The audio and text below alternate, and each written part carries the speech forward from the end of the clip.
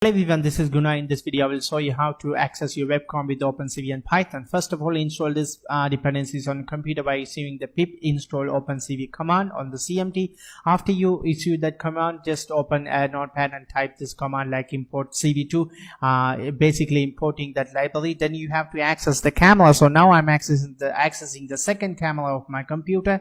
Then what I'm going to do, I'm going to write a simple while loop. Inside this while loop, I'm going to type frame by frame analyzation. So here I'm accessing every frame which has come from this cap, which means which has come from the second camera of my computer. Then I'm showing that frame by using this IMSO method. So then I'm listening for the escape key. If the escape key is first, then I'm breaking this loop. So now what I'm going to do, I'm just going to release the camera, and now we're going to check whether this program works or not.